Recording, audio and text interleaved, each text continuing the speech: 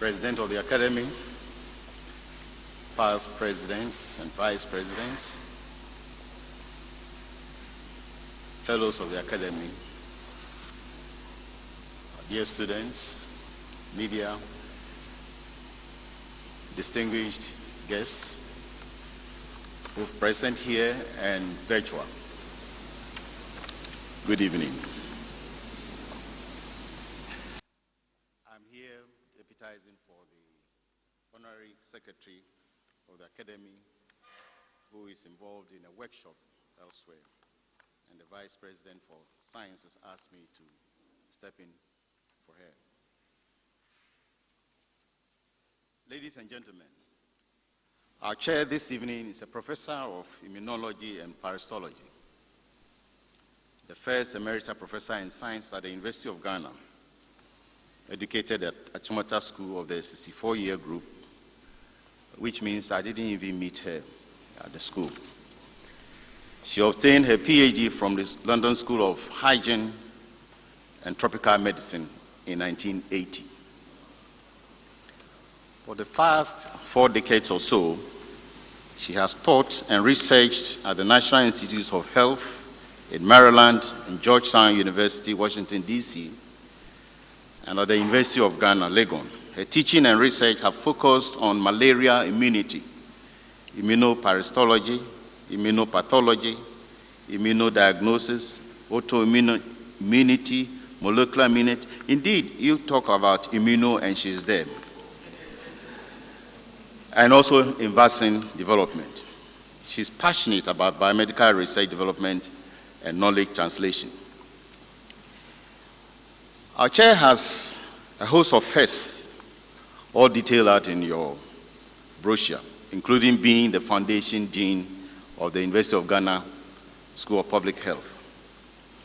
She has also served on numerous national and international committees and boards and received several awards, including being the 2014 laureate of the African Kwame Nkrumah Award for Women in Science, the 2019 laureate for the Southmore Ludo Award by the American Society of Tropical Medicine and Hygiene. Additionally, the Women's World Day 2021 recognized her as one of 7 women in science who have changed our world for the better. She is a fellow of the African Academy of Sciences and a fellow of the Ghana Academy of Sciences, Arts and Sciences, which she is also the vice president for the science section. Distinguished ladies and gentlemen, let us welcome our distinguished chair for this evening's function, Emerita Professor Isabella Kwachi.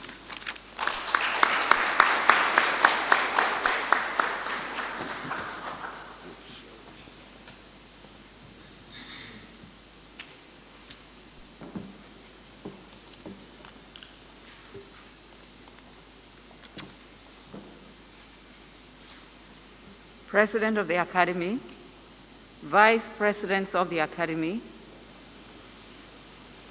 Fellows of the Academy, students, media, good evening. It gives me a great deal of pleasure to introduce our distinguished speaker, who is going to be talking on the establishment of academic medical centers in Ghana. And before then, a brief outline of his accomplishments. Now, Professor Aaron Lawson is a professor of anatomy on contract at the Department of Anatomy, University of Ghana Medical School. He holds an MB CHB degree from the University of Ghana and a PhD degree in anatomy from the University of Leicester, England. He commenced his academic career as lecturer in anatomy in 1985 at the University of Ghana Medical School, becoming a senior lecturer in 1993, associate professor in 1999, and finally professor of anatomy in 2000. He also served as visiting professor at Tulane Medical School and the University of Utah, both in the USA. He has held various administrative positions at the University of Ghana, and these include the head of the Department of Anatomy, Dean of the University of Ghana Medical School, Provost of the College of Sciences. Now, following his retirement from the medical school, few people put in as much work after retirement, but he has managed to do that. Following his retirement from the medical school, he was appointed coordinator of the University of Ghana Medical Center UGMC project, and between 2016 and 2018, he served as the medical center's first interim CEO. He is currently the Director of Medical Training and Simulation at the center. Professor Lawson is an honorary fellow of the Ghana College of Physicians and Surgeons, the chairman of the Board of Governors of All Nations University College in Koforidua, and a member of the Council of the Accra College of Medicine. Professor Lawson is also a fellow of the Ghana Academy of Arts and Sciences. So for this evening, audience, your speaker, Professor Lawson, and audience. Audience, your speaker, Professor Lawson, and speaker, your audience. Thank you very much.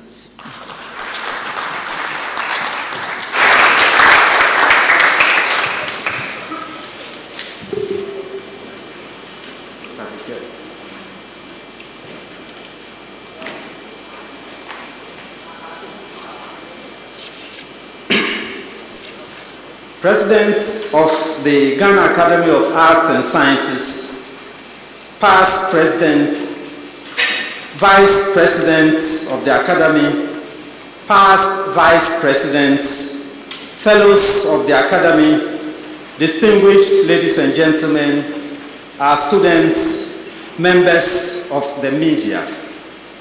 I wish to thank the Ghana Academy of Arts and Sciences for granting me this opportunity to present an inaugural lecture titled Establishment of Academic Medical Centers in Ghana.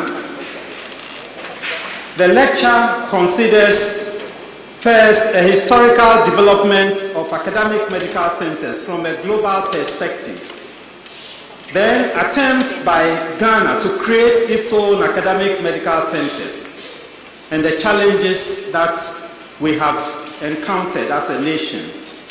It also looks at what the future holds for such academic medical centers to provide quaternary level training, research, and service delivery in our country. The format is as follows. First, a few introductory remarks during which I will attempt to define what an academic medical center is, and then briefly look at the types of academic medical centers that we have, the mission, and then why it is important for us as a nation to have academic medical centers. This will be followed by the history of academic medical centers. And here I'll look at it from a global perspective, and then what has been the history in Ghana. And then I'll tell a short story about the University of Ghana Medical Center.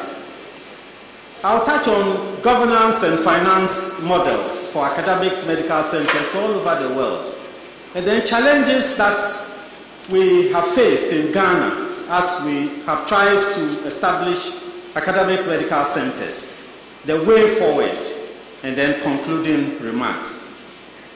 Introduction. Academic medical centers are complex institutions whose organizational structures differ within and across various countries. The varied names adopted in various countries reflect their organizational complexity. In Canada, for example, we call them academic health care organizations. Ireland, academic health science systems. In the UK, we have three names: Academic Health Science Center, Academic Health Science Partnership, and then Academic Health Science Network.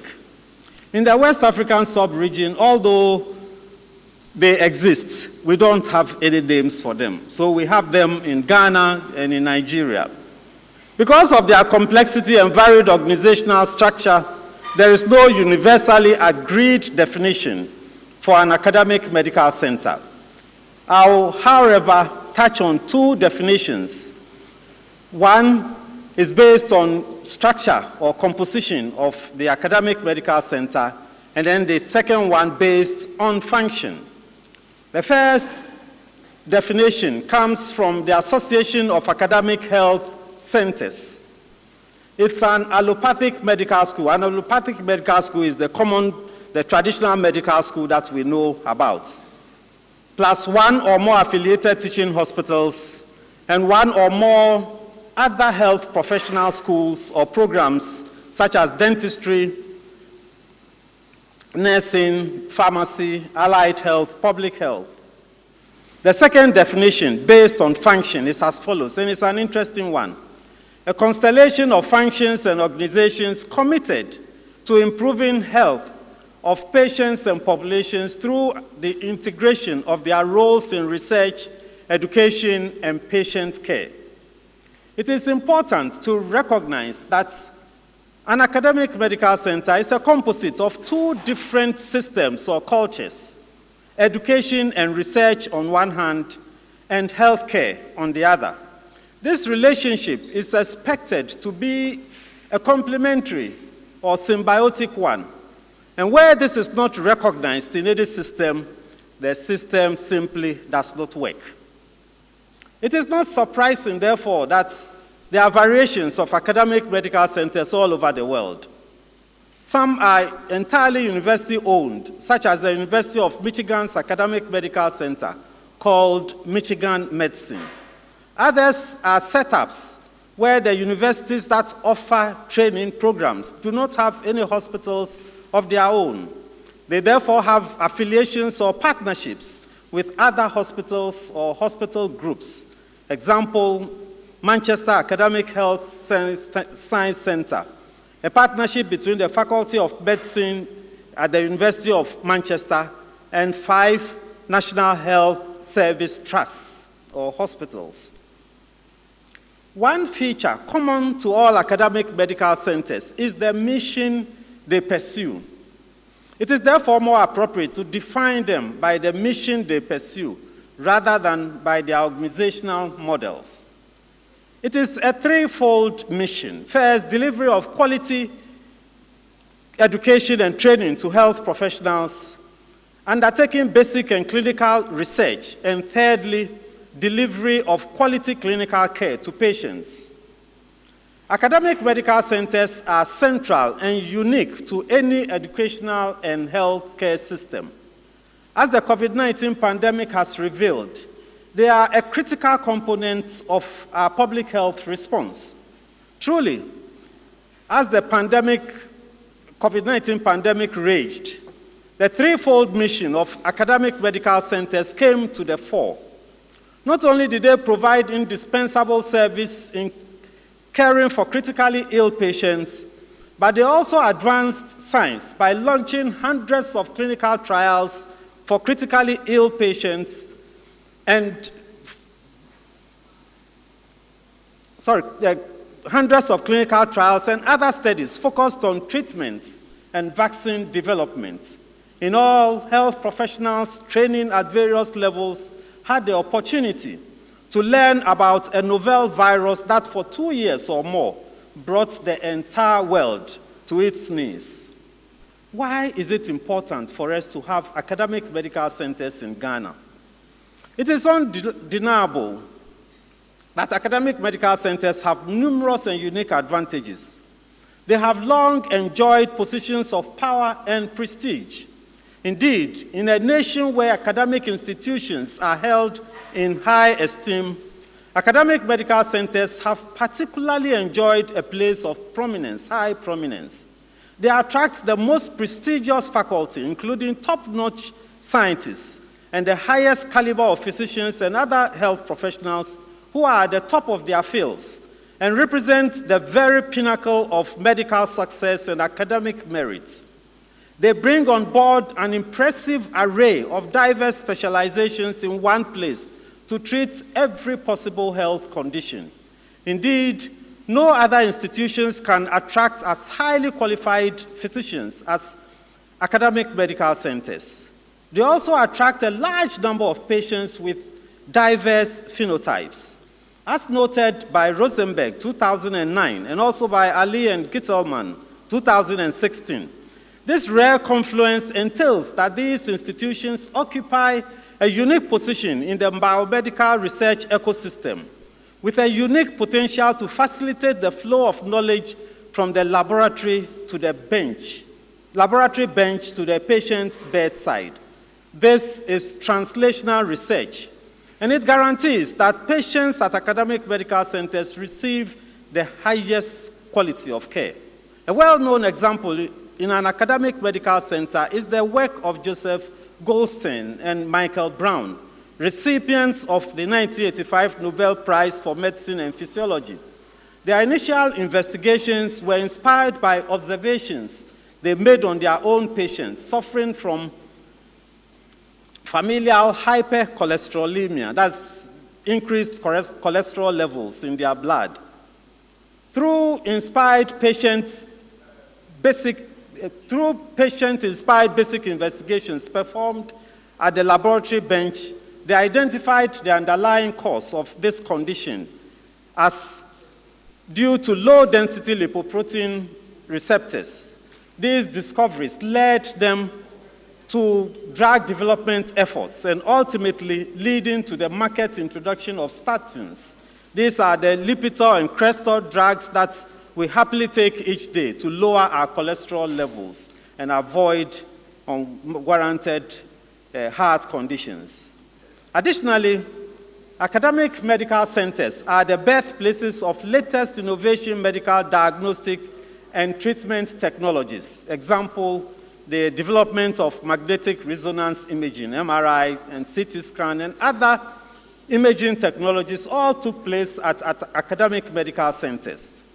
Academic medical centers also serve as training grounds for emerging physicians, nurses, pharmacists, etc. Here, training is accomplished at both undergraduate and postgraduate levels, including opportunities for sub-specialization in various clinical specialties. From the above, it is clear that any country that has a well-structured and functionally efficient academic medical center is set to offer quality training to its health professionals, carry out cutting-edge research, which ultimately will result in the delivery of excellent health care to its citizens. It is therefore a must for Ghana. History of academic medical centers from a global perspective. Kara Gavin, a research and policy media relations manager at the University of Michigan, once wrote, and I quote, "Today we take them for granted. Huge university medical centers filled with patients who travel miles to receive care that is not available anywhere else, from teams of highly specialized clinicians. Nearby research laboratories yield discoveries about the human body and everything that can go wrong with it or heal it.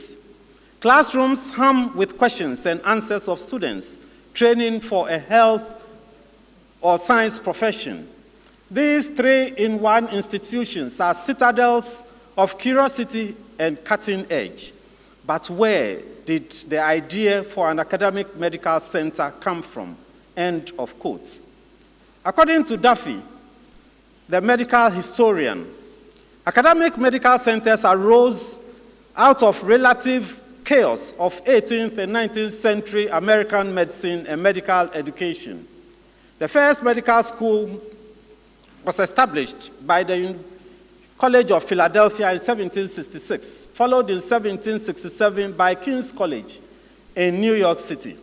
Medical education in America was relatively slow to develop methods of instruction tied to scientific study and clinical practice. Medical practice and professional societies were left in the hands of ill-schooled and self-proclaimed practitioners and healers.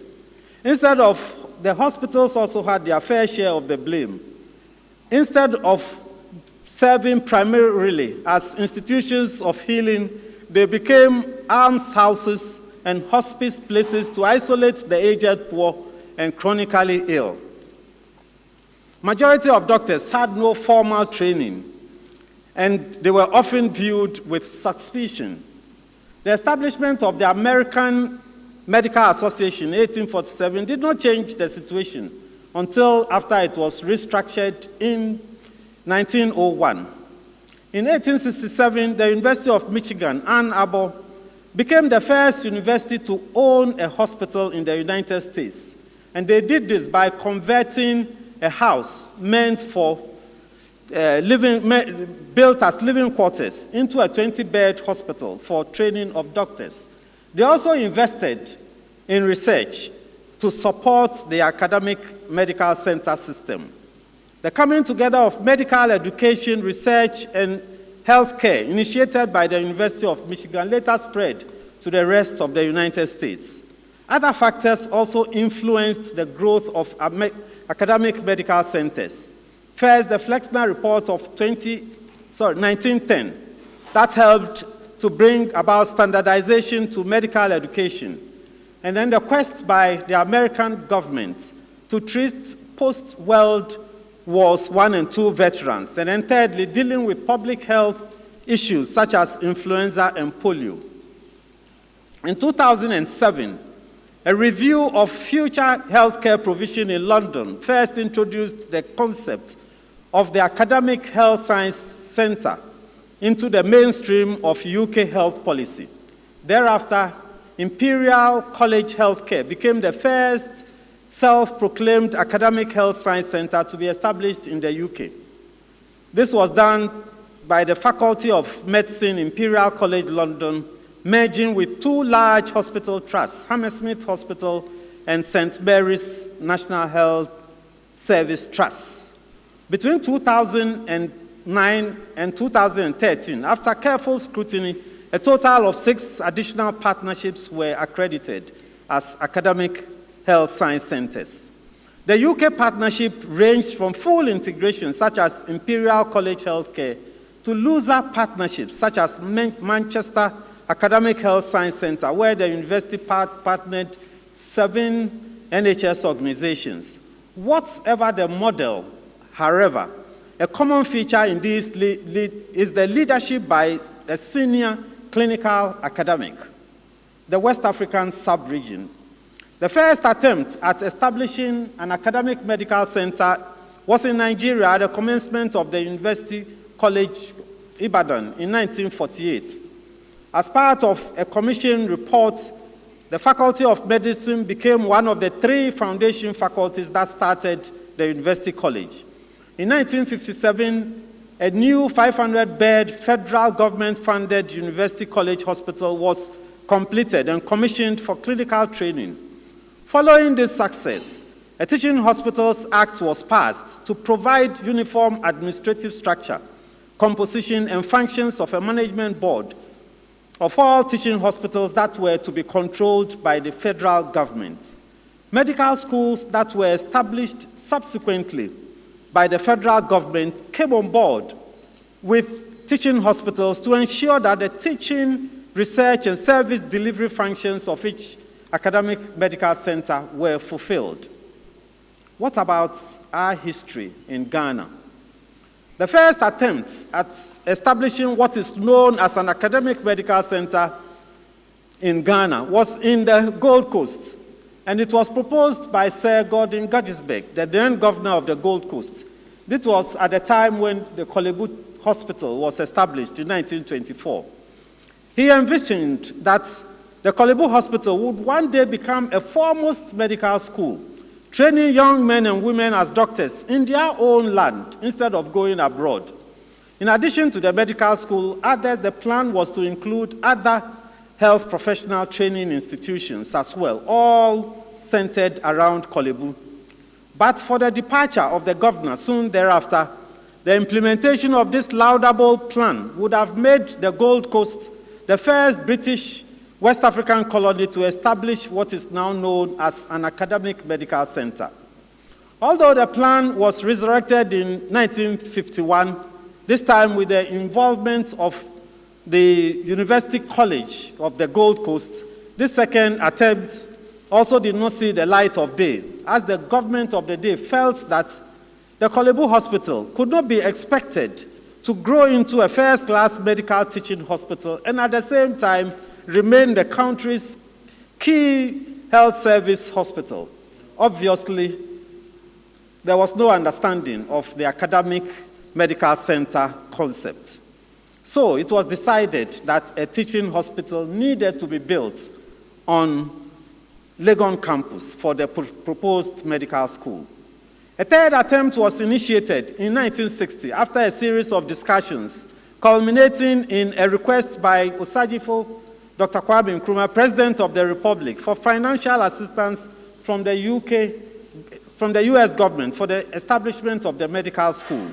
Thereafter, a US government-sponsored team recommended the setting up of a national medical and health training center, under which the medical school will be the first institution to be established.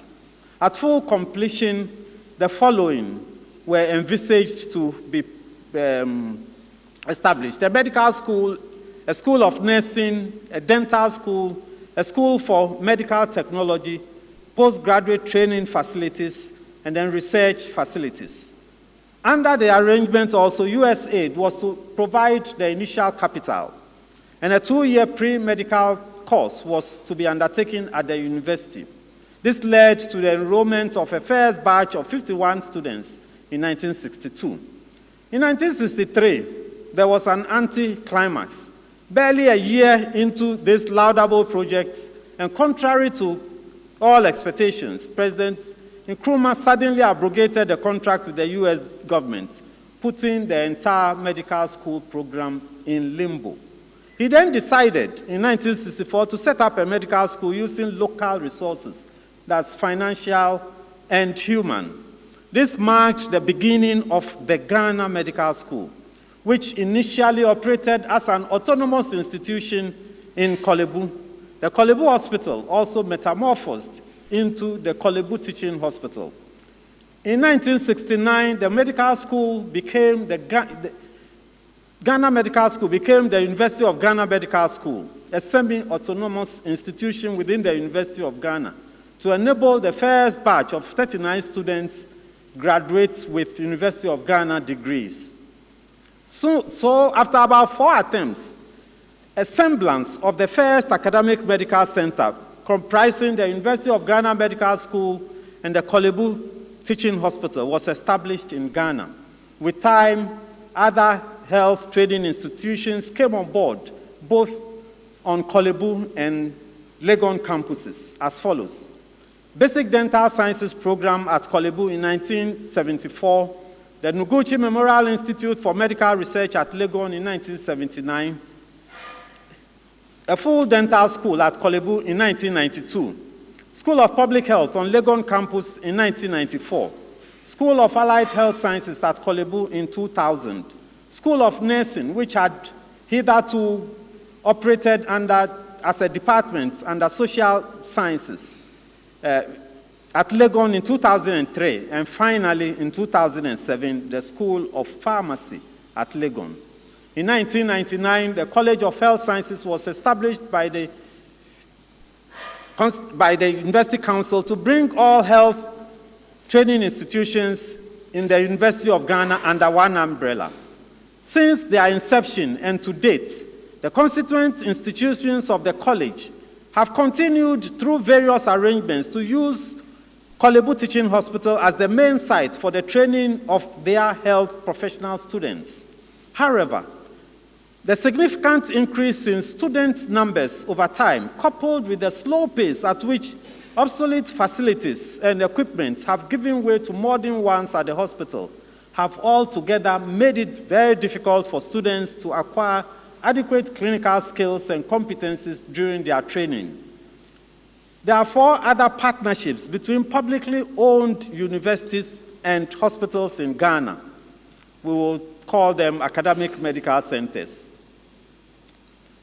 College of Health Sciences at the Kwame Nkrumah University of Science and Technology and Komfo Anokye Teaching Hospital. School of Medicine and Allied Health Sciences at the University for Development Studies and Tamale Teaching Hospital. The College of Health and Allied Sciences at the University of Cape Coast and Cape Coast Teaching Hospital.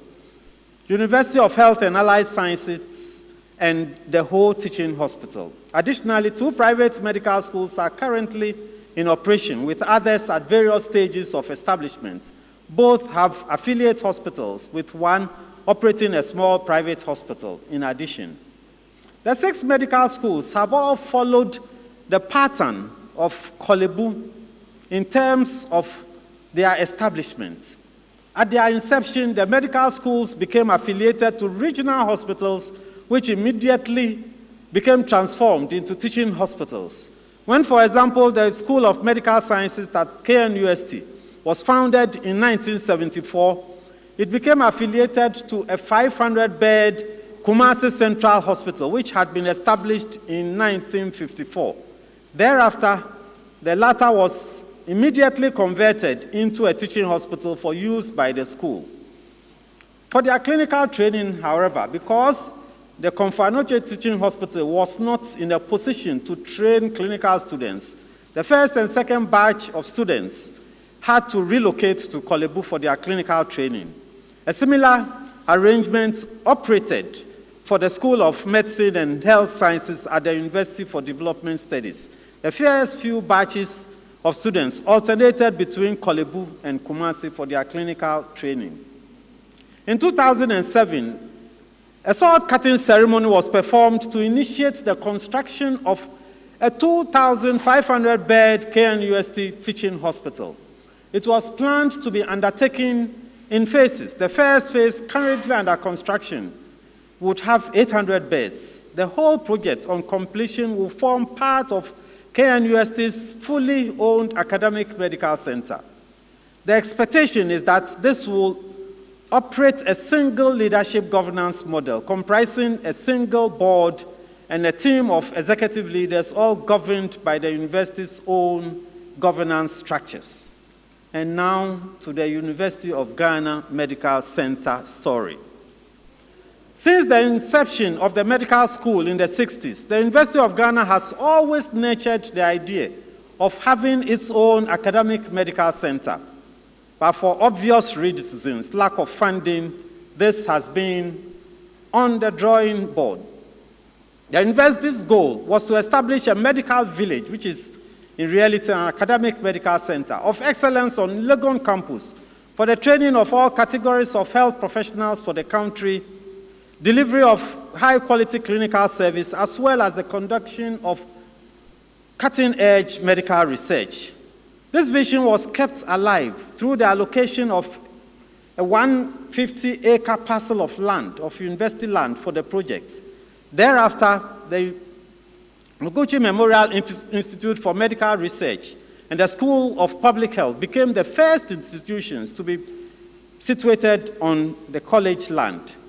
In this plan, a teaching hospital was to be built to serve as a nerve center for the proposed medical village, to facilitate the training of health professionals by the constituent institutions of the College of Health Sciences.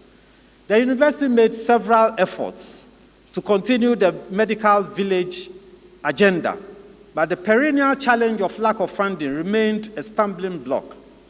In 2008, however, help came through the Kolebu Neuroscience Foundation, a team of Canadian health facility planning consultants under the auspices of the Kolebu Neuroscience Foundation undertook a site planning assessment of the college land. As part of the program, a master plan was developed for the land, and this involved the zoning of the land into 3 enclaves: land for research, land for academic services, and land for teaching hospital. In keeping with the medical village agenda, a college relocation committee was set up by the Vice Chancellor, Professor Ernest Aite, to plan the eventual relocation of the college and its constituent institutions from Kolebu to the Lagon campus. And Reverend Professor Seth Aite served as the chairman for the committee. In 2011, the University of Ghana revisited the medical village agenda, and this time round, government responded positively through a sword-cutting ceremony in March 2011 by His Excellency President Professor John Evans Atta Mills. It was followed by the acquisition of a $270 million dollar loan from Bank Hapoalim in Israel for a teaching hospital project, which, like KNUST's own, was to be accomplished in phases. Therefore, the initial financing was applied to the first phase of development of the hospital in a turnkey project, in the turnkey arrangement. This was undertaken by Mezes Engineering Development Consultants Limited from Israel. They are a design and build contractor from Israel, with Sheba Medical Center also in Israel as the medical planning consultants. Phase 1 delivered facilities for surgery, radiology, internal medicine, pharmacy, obstetrics and gynecology, pediatrics, anesthesia and critical care, medical education, including medical simulation, accidents and emergency services, laboratory services, mortuary, and pain management. Also included were support services such as housing, catering, and so on. As part of the project package, a total of 22 senior doctors, 47 nurses, and 2 pharmacists received training in various specialties at the Sheba Medical Center in Israel. They constituted a critical mass of staff who were to be engaged at the commencement of the hospital.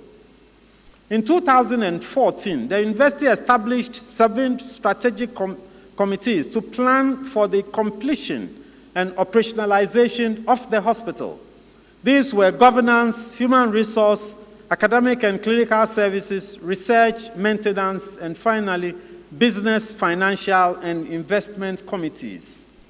In 2015, the University Council established a special purpose vehicle to manage the hospital. This was to take the hospital out of the mainstream of university operations so that it will be competitive.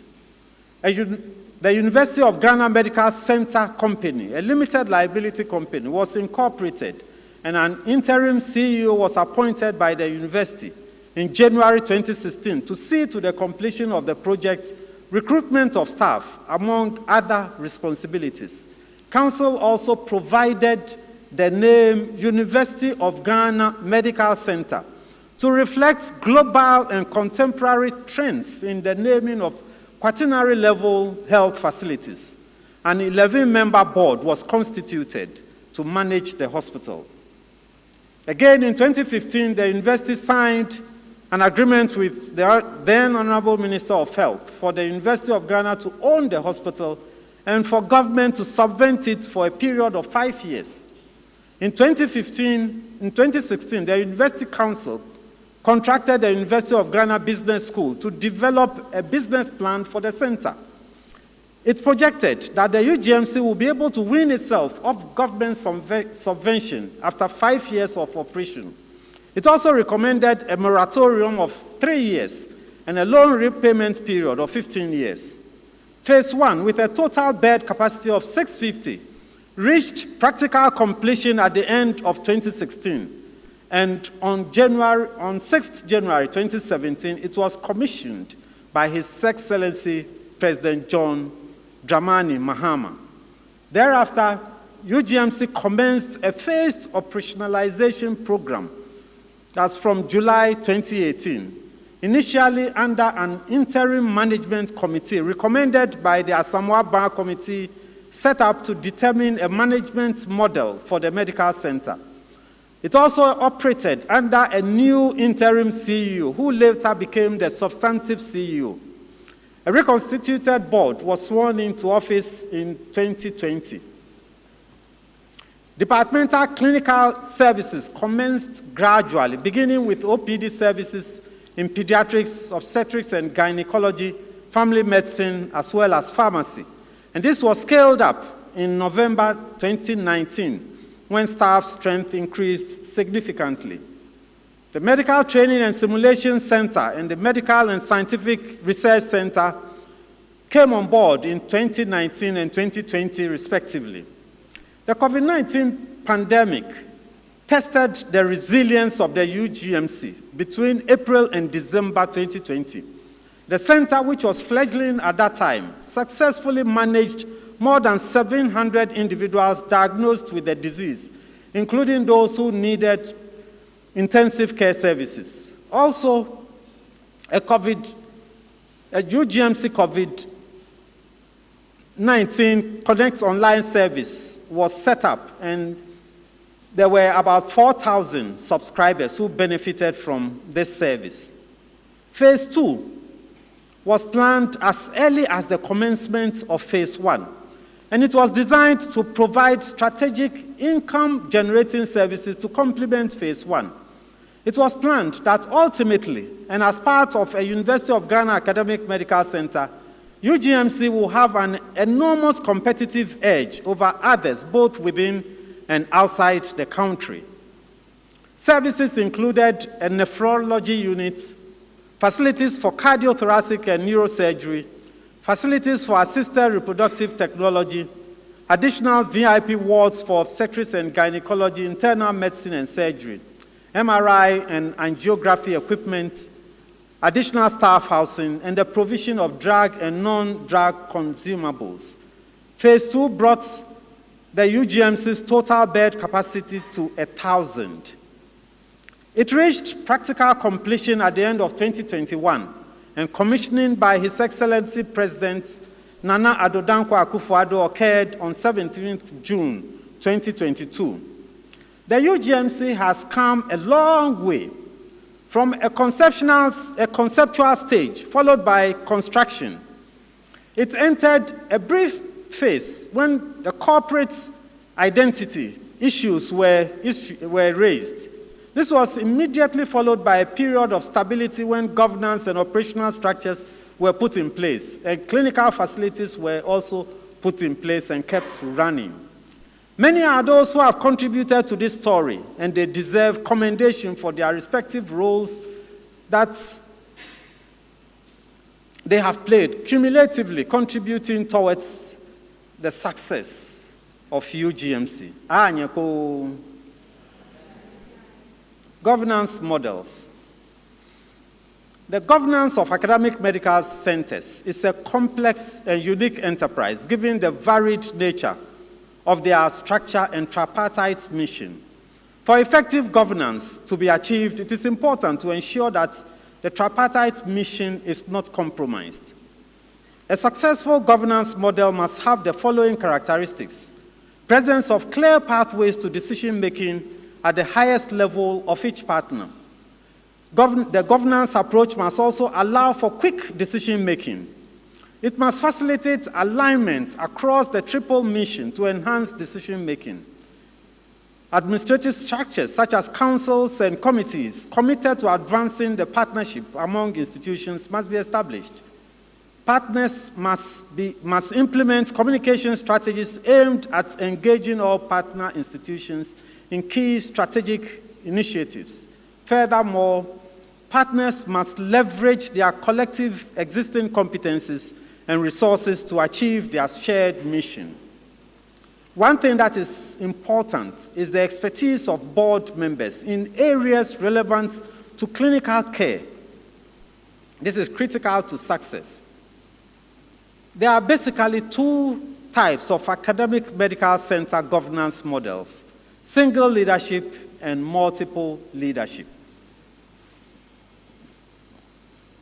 A single leadership academic medical center typically would have one fiduciary board, one team of executive leaders, all governed by a university's own governance structures within the university hospital and physician groups, with the university hospital and physician groups falling under the leadership of the university.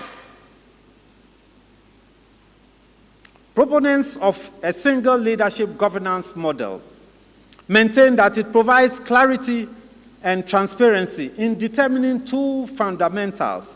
what an academic medical center is going to do. That's the strategic focus, and how the academic medical center is going to pay for it. Financial discipline.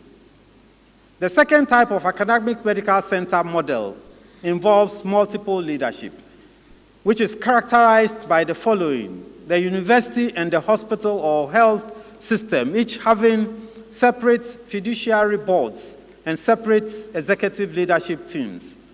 The boards have representation from both the university and the hospital or the health system to ensure efficiency in governance.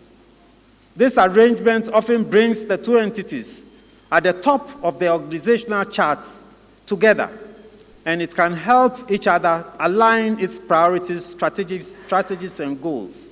There is evidence that universities that have restructured their academic medical centers to multiple leadership governance models have seen dramatic improvements in growth and profitability.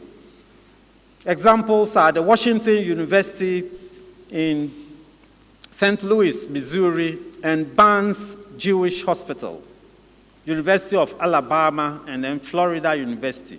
For these, the creation of capital via teaching hospital balance sheets has proven to be a decisive means through which the academic medical centers have been able to renew facilities and technology over time. Historically, academic medical centers have funded a significant portion of their missions through cross-subsidies from patient care revenues. That's the affiliated hospitals and faculty practice plans help support the academic mission activities through income from patient care. In some cases, support is explicit in the form of payments for salaries and fringe benefits of residents and faculty. In other instances, support is not monetary, but it takes forms such as providing space for teaching and laboratories. Medical schools also get revenues from tuition, research grants, contracts, gifts, and endowments.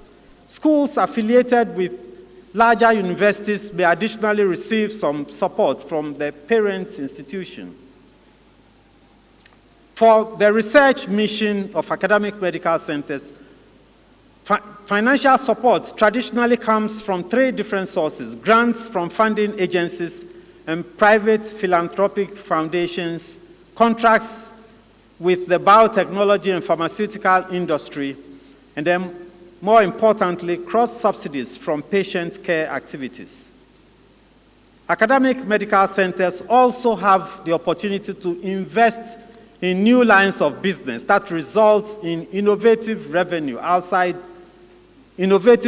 streams outside their core services to mitigate financial risk. For example, ancillary services such as specialty pharmacy, ambulatory surgery centers, imaging centers, etc. Challenges facing Ghana's academic medical centers. It is obvious from the historical accounts presented that for the past several decades, Ghana has been trying to set up and run academic medical centers. But the big question is, how come we have so far not succeeded, like universities of Washington and Michigan, or even those in Nigeria? A number of factors may account for this. First, presence of a cultural difference between academia and health. While our universities with health training institutions have largely focused on their academic mission of education and research, the hospitals have focused on their clinical mission, namely excellence in health service delivery. Bringing the two cultures together to make them understand and complement each other has always been an arduous task, but it is something that we must do. Major differences also exist in the administrative and governance structures. The universities operate under their respective acts and are guided by statutes, while the teaching hospitals operate under the Ghana Health Service and Teaching Hospitals Act, Act 525, and its amended version, Act 1009. There is little recognition, so there are laws which are there. Little recognition of the academic medical center concept, and therefore a lack of appreciation of core collective responsibilities towards training, research, and patient care by both health training institutions and teaching hospitals. Although several opportunities exist for fostering collaboration for the realization of the tripartite mission, they have largely not been utilized. Affiliations or relationships have notably been loose and not guided or backed by law. So in most cases, they have been person-centered, mostly dependent on goodwill between a medical school dean or a dental school dean and a teaching hospital CEO or board. So today, if they are in close collaboration with each other, tomorrow, if one is not there and another comes, then there is a problem. This has been a vicious cycle that has plagued us in our quest to develop academic medical centers in Ghana. Different institution financing sources and needs. There's no place for cross-subsidization of academic mission from revenues from patient care, which is a common feature of academic medical center financing. Some teaching hospital management and board decisions have not been taken in the spirit of academic medical center cooperation and integration. Example, creation of academic and service heads in the same clinical department in some of the academic medical centers, making departmental administration and operations very unwieldy. And I dare say that this has negatively impacted on departmental academic activity. Also barring faculty over 60 years with a wealth of experience from clinical service in some of the teaching hospitals. This is wrong. Then transition from hospitals to regional hospitals to teaching hospitals has not been matched by a commensurate expansion of physical infrastructure and human resource base to cater for the needs of the respective health training institutions. Then there is maldistribution of academic faculty in the medical schools and other health training institutions and teaching hospitals with a high concentration at UGMS and SMS, resulting in a regular circulation of the same number of faculty among the schools. The older schools, that's UGMS in Lagon, SMS in Kumasi, with large numbers have always been serving as pivots or focal points for such circulation. Then there are strained relationships by human resource competition between the medical school and teaching hospital. Clinical faculty from the academic institutions, as part of their mandates, offer services to teaching hospitals, thereby raising the standard of care. But the service have not been appropriately remunerated, resulting in poor commitment on the part of faculty. Sometimes also there are salary disparities. So there are several factors which have accounted for why the academic medical center concept has not been fully embraced and operationalized with success in our country. What can we do as a nation to address these challenges? The way forward. Ghana is blessed to have in place the basic ingredients that make an academic medical center, namely medical schools and other health training institutions in university settings that train health professionals and undertake research, and teaching hospitals that aim at providing service to patients. These satisfy the three-pronged mission of any academic medical center. What is lacking, however, is our failure to understand the concept properly and our will to operationalize it. There are examples of best practice which we can learn from. Close by in Nigeria, for example, the components of the academic medical center belong to two sector ministries like ours, ministries of education and health. But good governance and operational structures have been put in place and backed by law to ensure that there is synergy between the university or medical school or health training institution and the teaching hospital in respect of the tripartite mission. The Court of Governance of the university and medical school has the chief medical director of the teaching hospital as a member. The university senate is also adequately represented on the hospital board, and therefore no major decision is taken by the hospital board without input from the university. Additionally, the CEO of the hospital, although a federal government appointee, is always a university professor who is also a clinician. Another good example is a shared academic health center in South Carolina, comprising the Greenville Health System in partnership with 3 medical schools, local medical schools. By establishing shared management team, board, and council, they were able to develop a strategic plan to include shared vision, mission, values, goals, and strategies approved by the 4 partners. It is interesting to note that we have laws in place, like those in Nigeria, to regulate our operations. The Ghana Health Service and Teaching Hospitals Amendment Act 1009, requires the University Council to nominate 2019, requires the University Council to nominate 2 representatives with considerable experience in health, education, and research to fulfill the requirements of the tripartite mission.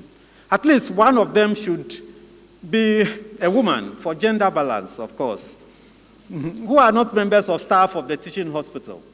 And this is to ensure that the University Council, through its representatives, is actively knowledgeable about the operations of the teaching hospital. Board membership expertise in health, education, and research issues is also taken care of in the Act. What may be needed at this point in time is a cooperation agreement to spell out the details of roles and responsibilities and to commit the partners to operationalize the tripartite mission of either teaching hospital or academic medical center. Having shared values, goals, and strategies like the partnership in South Carolina will help harmonize relationships, sometimes working together, medical school, health training institution, and teaching hospital to generate income may be mutually beneficial. And I know this is happening in some of the academic medical centers and must be encouraged. One key driver of the tripartite mission of any academic medical center is its human resource. As explained above, academic medical centers attract top-notch faculty with a wealth of experience in their respective specialties. World-class patient care in academic medical centers principally is dependent on this. The faculty are those who provide this care, conduct cutting-edge research, and train the next generation of health professionals for our dear nation. These efforts cannot be overlooked.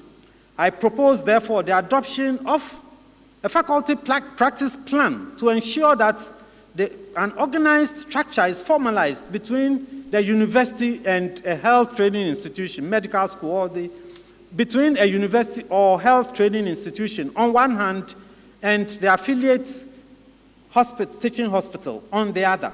This plan will ensure that clinical professional skills of faculty members are maintained, while at the same time economic incentive and reimbursement for professional services utilizing a university-sponsored agreement are provided to faculty. The medical school or health training institution, university, faculty, and the teaching hospital stand to benefit in the long run. The old professors and teachers, the role they play in any academic medical center is invaluable, and we should not leave them out of the equation. Their rich experiences must always be tapped to help groom the next generation of clinicians. I am always thrilled with joy when I see teachers at the medical school who taught me come to the University of Ghana Medical Center Simulation Center to examine students in the medical school. my teachers, the problem about maldistribution of faculty can be addressed through a robust residency training program to the highest level of sub-specialization. And here, the Ghana College of Physicians and Surgeons and the West African Postgraduate Medical College deserve commendation for the central role they have played in this endeavor. Other professional bodies should also come on board, the nursing, the pharmacy, etc. Through a needs assessment, the specific needs of each school and affiliate teaching hospital in respect of faculty development can be identified and training tailored to meet such needs. Teaching hospitals also need massive infrastructural upgrades to make them function efficiently, meeting the needs of affiliated schools. The use of satellite hospitals is also key in this agenda. If you take the University of Ghana Medical Center and Lagon Hospital, which is a stone's throw away, Lagon Hospital can be upgraded so that faculty from the medical school, the dental school, allied health, can work in both places, train students to any level, and offer clinical service, cutting-edge clinical service, as well as research. Noguchi is also there to help in the arrangements. Now to UGMC. The first phase of the operationalization process has laid a foundation for effective governance and operational processes, as well as clinical services in all departments. This phase also has seen research taking off. The Medical and Scientific Research Center has completed a Bill and Melinda Gates Foundation Foundation-sponsored clinical trials project. This was won through Washington University in collaboration with Noguchi. Additionally, they have won a competitive National Institute of Health grant, which they are about to implement. The next phase of operationalization will involve training. And when I talk about training, it's not the medical training and simulation center. It offers facilities for training. I mean residency training at all levels. In nursing, in allied health sciences, in pharmacy. And here, the UGMC would have to join hands with the College of Health Sciences to carefully develop strategies to ensure that this component of the tripartite mission is run efficiently and effectively. Concluding remarks. As I have shown in this lecture, academic medical centers are uniquely advantageous to any country. They are an asset that provides an environment for evolution in medical education, research, and service delivery. It has been shown that alignment of healthcare, education, and research at academic medical centers provides the best outcomes for patients. The adequate implementation and operation of our academic medical centers will enable them fulfill their tripartite mission for the benefit of all Ghanaians. We need to situate academic medical centers in medical training with prospects of expanding enrollment in our schools of students and also attracting more faculty. There are also prospects for research translation into clinical care for the benefit of our country. I am hopeful that this lecture will stimulate further conversation on academic medical centers with a view to deepening medical training, research, and service delivery in Ghana. Acknowledgements to the Lord God Almighty for bringing me this far.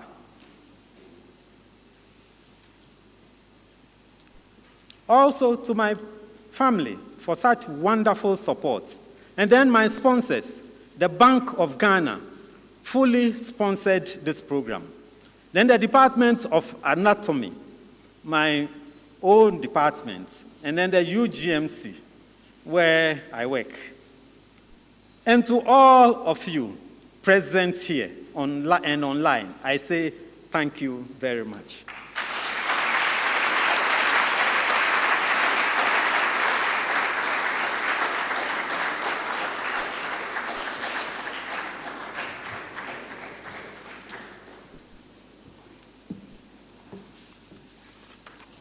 Well, thank you very much, Professor Lawson. If you are in doubt of what University of Ghana Medical Center stands for, now you have it from the horse's own mouth. And you must agree we've had a comprehensive, detailed analysis from the beginning to the end. So please, let's give a round of applause for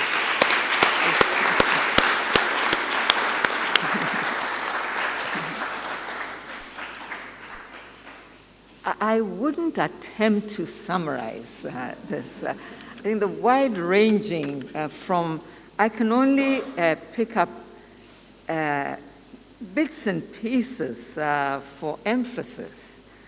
So you went through, gave us a background of historical perspectives, the history of AMCs, starting from Michigan, and then, how it all started. And I think, fast forward, we come to Africa, and we get a sense that Ibadan, got started first before us. And inherently, I think the leadership for any thought of AMC is important. And coming to Ghana, our history, and most things in Ghana, you can date back, and then we work ourselves forwards. And we're told that our history started in 1924 with Gajesbeck, one of the many things that Gajesbeck tried to do, and that didn't complete. And the plan was revisited in 1951, and then it was the University of College of Gold Coast, and somehow that also didn't pan out. And then the teaching hospital at Lagon was a concept. And then the third attempt by one and only starter of all events, Kwame Nkrumah, with this wonderful hospital, USAID, 51 students, and turn around, and suddenly Ghana has to have its own medical school. And that is what all the excitement, when it all started, when you are forced to bring your own expertise, resources. It makes you think, it makes you proactive, and I think that is where the University of Ghana Medical Center truly started in 1964 with the excellent crop of physicians that we've seen, and they hold the excellence. I mean, the University of Ghana Medical School's record in excellence in patient care is without a doubt one of the finest on the continent. And then the notion that a medical AMC, academic medical center, and then and we have to understand the tripartite component of this that includes both the teaching, training, and research, and teaching, training, and clinical care. But the teaching includes research. So research, academic, and the research, academic with the teaching and clinical care. And then the notion of the aspiration that Ghana had of a medical village, the concept of the academic medical center, a medical village of excellence on the Lagon campus, and actually area was designated for this, for the teaching, the university, and for research, Noguchi, and for the hospital, which is where we find the UGMC. So this were forethought, but that slowly have been realized. And then in the realization of the medical school component, the UGMC, the issue of funding, the planning, and the various phases, the phase one, initially the 2011, that set the whole agenda. And then the phase one, the hospital, all the clinical setup, the surgery, the pediatrics, and the whole clinical medical education, all that.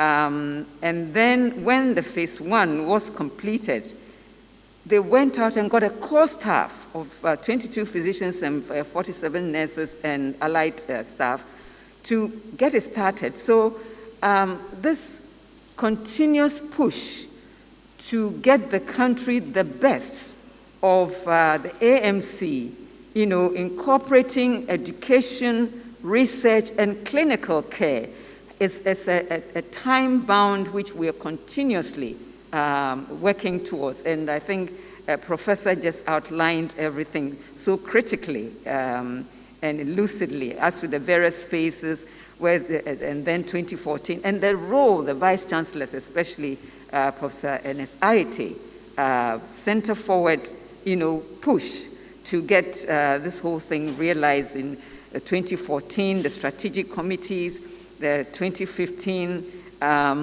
bringing in the company to make UGMC autonomous and truly providing quaternary services for the country. I'm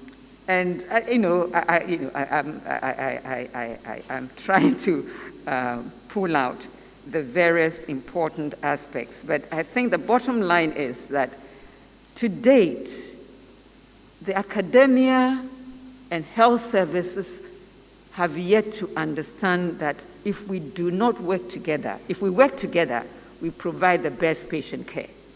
So our inability, and then central to this, both to academia, we're used to our statutes and all that, and then the teaching hospital are their acts, but in between is the research. So research promotes teaching and learning, and clinical care, I tell my physicians that they are sitting on a mountain of data that if only the university teaching and the physicians will get together and think together, will provide so many, papers and opportunities for change. And I think this is what UGMC stands for, is being the fulcrum to bring the almighty UG teaching and then the Kolebu Teaching Hospital. It has to find a way of bringing us together and working together, that without the three of us working together and pushing research, indeed research at every level, research at the, I think clinicians feel that patient care, but patient care is research. Every patient you see is a research data. And they don't appreciate that. I think they see more of the money than the research, but the research will bring you money too. So I think, Prof, you're giving us, thoughts and an agenda to work towards between the so-called academia, which you think is just there on its mountain, but to bring us down, and UGMC will be the fulcrum that will work around so that we'll work together to give the best patient care in the country. Thank you so much. Another round of applause first.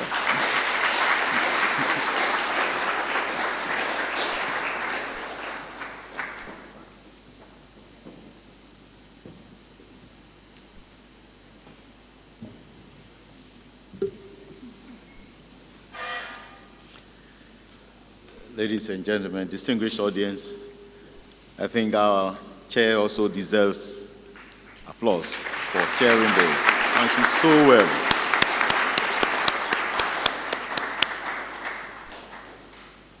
I would like to acknowledge the following institutions for sponsorship: the Bank of Ghana, University of Ghana Medical School, Department of Anatomy, and the University of Ghana Medical Center. We also acknowledge the presence of the following schools: Health Concern Ghana. Are we here? Give us a wave. Good. Ghana Academy. Ghana Academy, are you here? Accra Academy, sorry.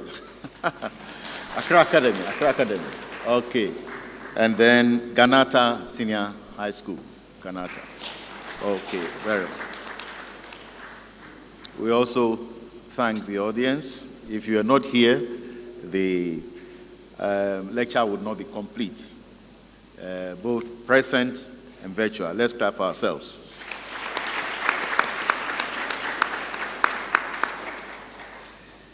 That's all I have. I suppose there's going to be another inaugural lecture very soon. And when the date is out, we'll let you know of it. Thank you very much, and have a pleasant evening.